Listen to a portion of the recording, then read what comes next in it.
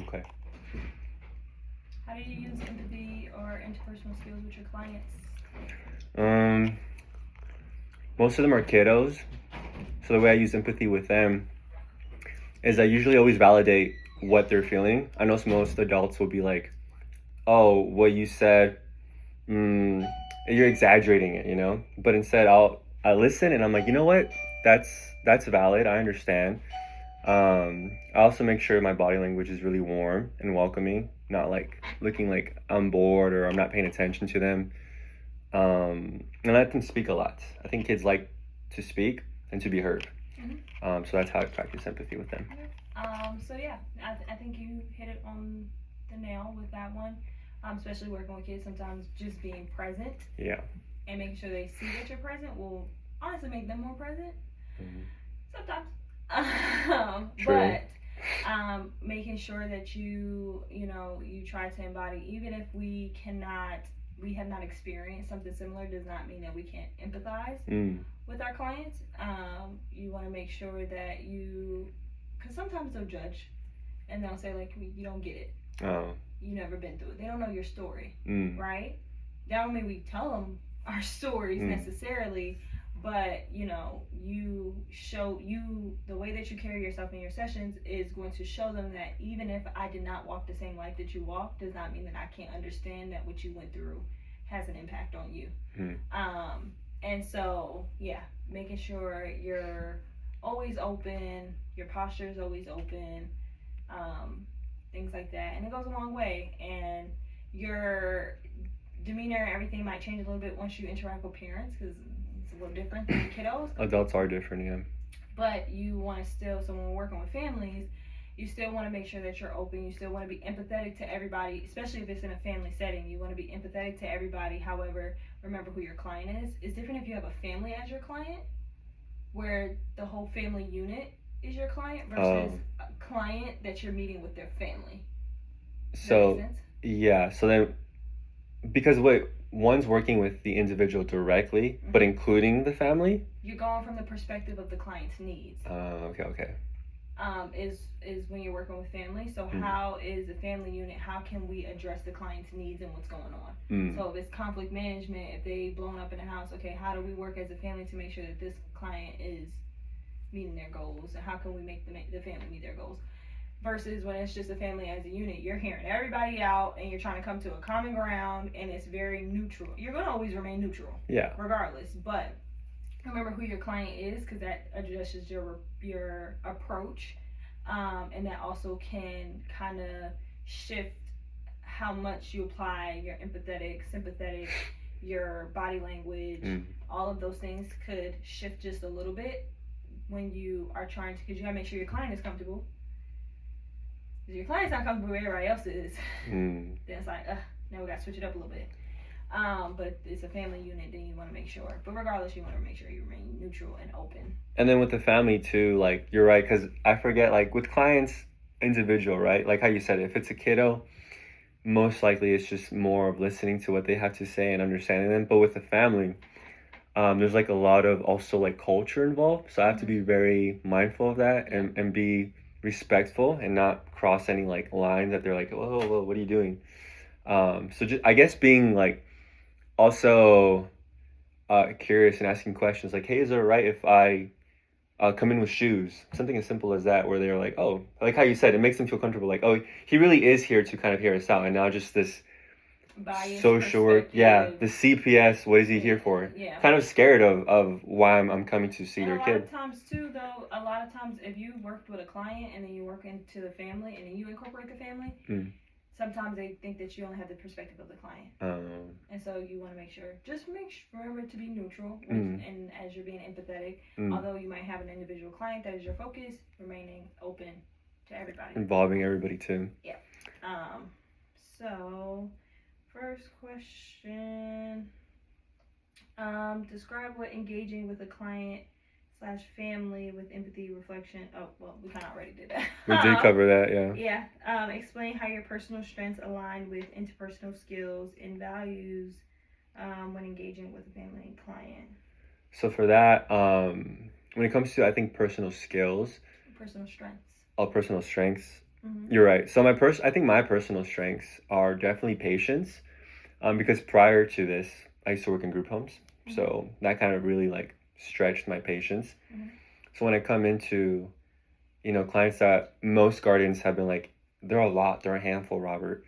Good luck, almost like not trying to scare me, but they're definitely just letting me know like they're just a lot. Like a lot of people can't handle them. They're teachers, and I think I just have a lot of patience for kiddos like that. Um, Adults too. I think I'm very patient with adults that maybe have a very fixed mindset. Even stubborn to a certain point where they're like, "Well, that's just how I was raised," and I'm like, "Okay, well, let's explore. I do think there's a possible way to learn a different way." So I think my patience goes a long ways. I think another skill is I'm able to pick up what people are really good at. I think a lot of times the people that come to us for help seeking therapy think there's nothing but negative stuff in their life. Like everything's wrong. So there's something wrong with me. I like to always look at people, explore, ask questions, and then pick like something that I'm like, you're really good at this. Let's like flourish that and nourish it so it can be the main the a client centered focus. And they're like, oh, and then sometimes that's just it. Sometimes they once they realize they have that, I'm like, no one can take that away from you. Yeah, maybe other things around you can't change, but you have this. Yeah, I think Um, that you are, and just what I've heard from everybody observing your sessions and the feedback that we have gotten from your clients. I think your strength is being open. Is you are a very open-minded person. You are very much like, okay, I will meet you where you're at. You don't really pass judgments. Um, you don't really allow that clouded perspective that some people kind of go in with. Even if we see certain things, part of their intakes, their referrals, we see what they're coming in with, you still go in like, okay, so what's up? oh yeah. And so I do think that you do have that as a strength of just being, and as much as people are like, well, that's normal for a therapist to have, you'd be surprised how many therapists are not as open or open-minded as they think they are. So I do think that is a strength.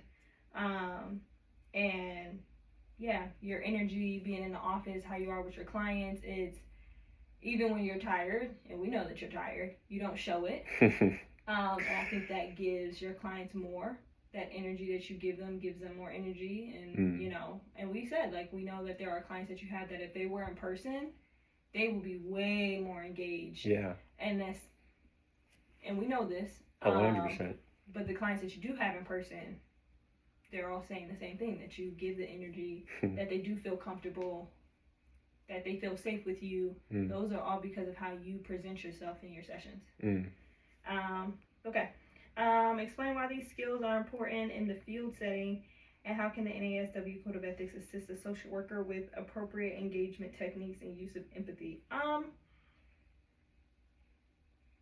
Why do you think that they're important to the field setting?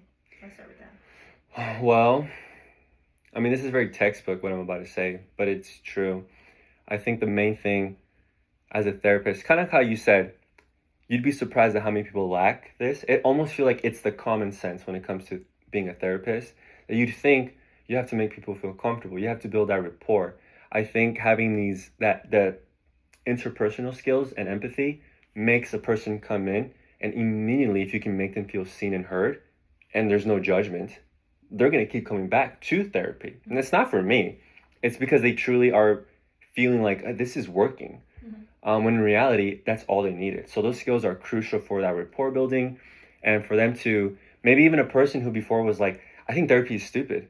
I think therapy doesn't work. And then you allow them to feel that. They're like, wait a minute, maybe I will come back. Maybe I will check it out. I've actually had clients who said that said, I don't want to go to therapy. But after the first session, they said, I guess I will come back next week.